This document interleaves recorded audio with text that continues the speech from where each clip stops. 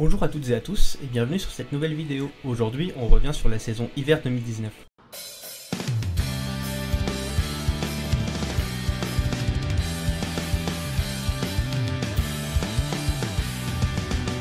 Comme d'habitude, on va commencer par les animés qui étaient déjà présents dans la saison d'avant. On va enchaîner avec les nouvelles saisons d'animés qui ont déjà été publiées il y a longtemps. Et on finira par les nouvelles séries. Tensei Shitara Slim Dataken, ou moi quand je me réincarne en slime, est arrivé à son terme après 25 épisodes, 23 épisodes de séries classiques, plus 2 épisodes bonus. J'ai absolument adoré cet animé, c'est un isekai relativement classique. Pour moi c'est probablement un des meilleurs isekai que j'ai vu jusqu'à maintenant, et j'attends avec impatience la suite. La saison 3 de Tuharu Majutsu no Index arrive aussi à son terme. Le dernier épisode, que je n'ai pas encore vu, devrait être diffusé quelques heures avant la parution de cette vidéo. C'est une suite relativement fidèle aux précédentes saisons. Si vous aimez l'univers des saisons précédentes, je pense que vous devriez aussi adorer celle-là. Moi en tout cas j'adore. La saison 1 de Radiant n'aura duré que 21 épisodes, mais la saison 2 est aussi annoncée. C'est un shonen classique qui reprend beaucoup de codes d'autres shonen. On attend de voir la suite pour voir s'il va se démarquer un petit peu plus. Kazega Tsuyuku Futeru, ou Run with the Wind sur Crunchyroll, a transmis énormément de sensations, était vraiment très bien. Ça parle d'un animé de sport de course qui est relativement rare de voir. Vraiment super top, en espérant qu'il y ait peut-être une suite plus tard. Inomaru Zumo se termine également après 24 épisodes de testostérone. Animé de sport sur le sumo qui est aussi relativement rare à voir. Vraiment très sympa. Si vous aimez le sport et que vous aimez bien les animés de sport, foncez parce que je pense que vous ne regretterez pas. SAO Alicization arrive aussi à son terme après 24 épisodes. La suite a été annoncée pour octobre 2019. C'est du typical Sword Art Online. Si vous avez aimé, vous aimerez. Si vous n'avez pas trop aimé, vous aimerez peut-être un peu moins. À vous de vous faire votre propre idée. Le dernier arc de Fairy Tail continue, prolongé pour la prochaine saison. On attend la suite avec impatience. Et c'est la fin de Captain Tsubasa après 4 saisons, 52 épisodes, qui a commencé en printemps 2018. On arrive au terme de ce premier arc.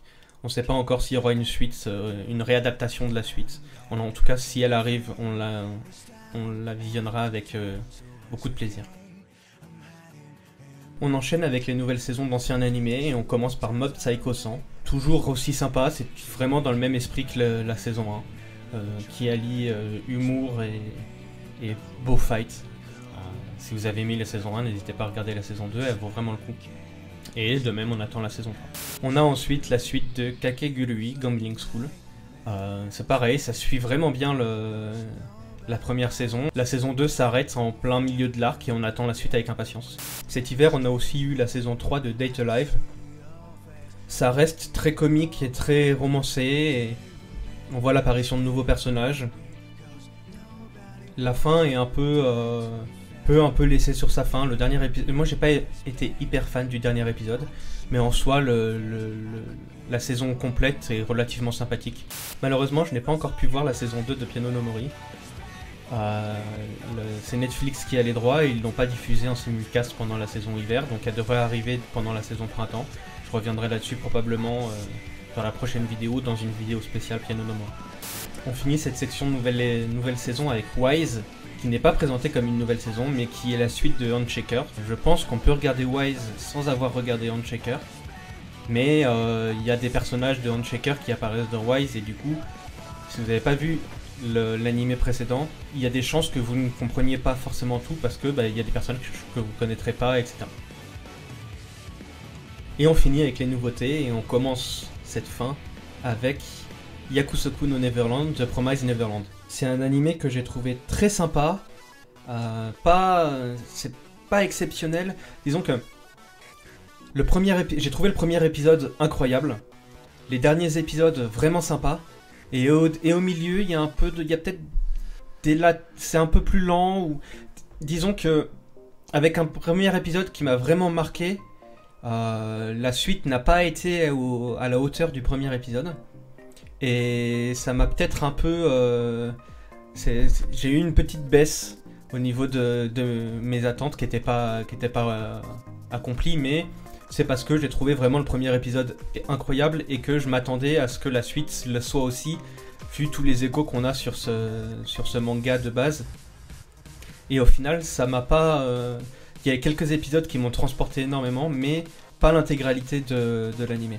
Alors, si vous ne l'avez pas vu, j'en dis pas beaucoup plus, mais si vous ne l'avez pas vu, regardez le premier épisode sans vous renseigner du tout sur l'anime, ce qui a été mon cas, et j'ai vraiment été... le premier épisode a vraiment eu un énorme impact de cette façon, vu que je le connaissais pas avant. Si vous vous renseignez un peu sur l'histoire, etc., avant de regarder le premier épisode, peut-être que le premier épisode ne touchera peut-être pas autant que moi et il m'a touché. Mao Shoujo Tokushuzen Azuka, ou Mao Shoujo Spec Ops Azuka, licencié sur Wakanim. C'est un nouvel épisode de Mao Shoujo dans la lignée de Madoka Magica ou de Mao Shoujo Sith, qui allie un peu l'univers des Mao Shoujo, enfin des Magical Girls, et des monstres et de l'horreur, etc. C'est sympa, au niveau divertissement c'est assez sympa. Après c'est peut-être moins poussé sur vraiment l'horreur, sur les Magical Girls, leurs pouvoirs, etc. C'est plus sur l'après. Une fois que les Magical Girls ont sauvé le monde, comment est-ce qu'elles se ressentent, enfin comment est-ce qu'elles se sentent, comment est-ce qu'elles se reconstruisent dans un quotidien un peu plus complètement plus en paix en fait. Et comment elles passent, comment elles avancent après toutes les horreurs qu'elles ont connues. Boogie Pop and the Others, ça m'a fait penser à Durarara sur le principe des légendes urbaines.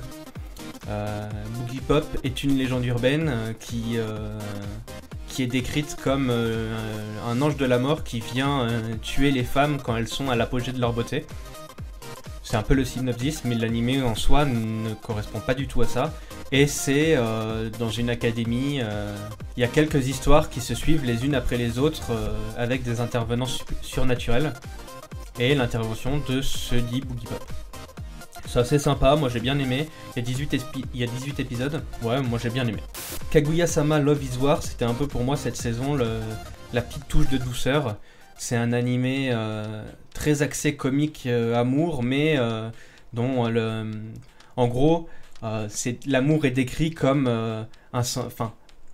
le fait de se déclarer en amour, c'est perdre la bataille de l'amour, et celui qui se déclare est un peu le soumis dans une relation. Et tout l'animé se tourne autour de ça, du président et de la vice-présidente du bureau des étudiants qui cherchent à pousser l'autre à se déclarer. C'est très drôle. Il y a plusieurs histoires par épisode qui forment globalement un tout et qui décrivent les personnages, etc. C'est plutôt sympa. Moi j'ai bien aimé. On parle maintenant de Dororo, qui est prolongé pour la saison printemps et qui fera 24 épisodes. Ou 25. C'est un animé qui se passe période féodale au Japon. Le personnage principal, c'est un jeune homme qui a perdu son corps, son corps a été offert aux démons, et il se bat contre des démons pour récupérer des parties de son corps. Si vous aimez bien l'univers féodal un peu moyenâgeux entre guillemets du Japon, ça devrait beaucoup vous intéresser. Beaucoup de combats à l'épée, beaucoup de surnaturel avec des démons, etc. Moi j'ai trouvé ça vraiment incroyable, c'est probablement mon anime préféré de la saison. N'hésitez absolument pas à le regarder. Et on termine ce récap de la saison hiver 2019 avec Tate no Yusha no Nariagari. En anglais c'est The Rising of the Shield Hero.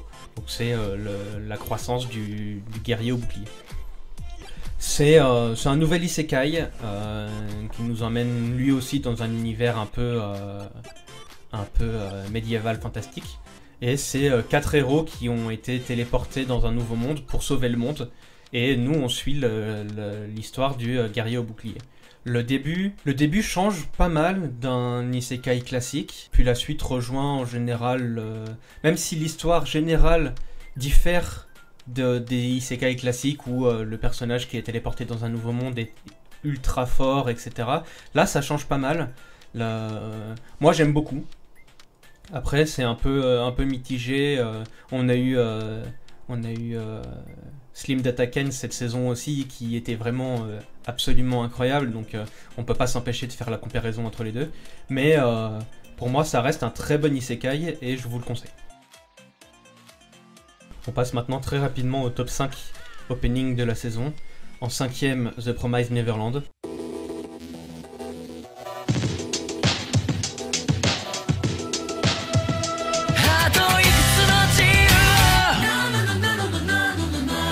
En 4ème, le 2e opening de Slim Dataken.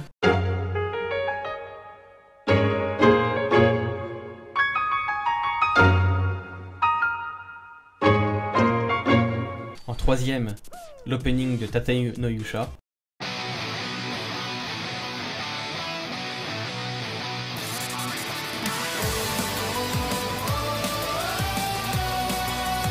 En second, l'opening de Boogie Pop and the Others.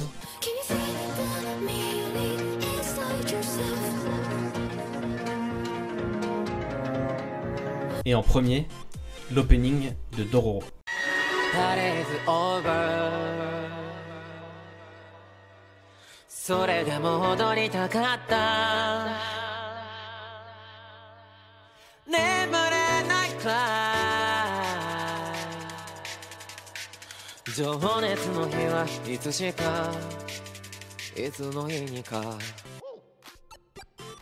Et on finit cette vidéo avec mon top 3 des nouveautés sorties cette saison. En 3ème, The Promised Neverland. En second, Tatei no Yusha. Et en premier, Dororo, que j'ai vraiment trouvé incroyable. Merci à tous d'avoir regardé cette vidéo. Si elle vous a plu, n'hésitez pas à vous abonner et à mettre un pouce bleu. Et dites-moi en commentaire s'il y a des choses que vous avez regardées, que je n'ai pas mentionnées, et qui vous ont vraiment plu, et que vous me conseillez de regarder. Encore une fois, merci, et à la prochaine!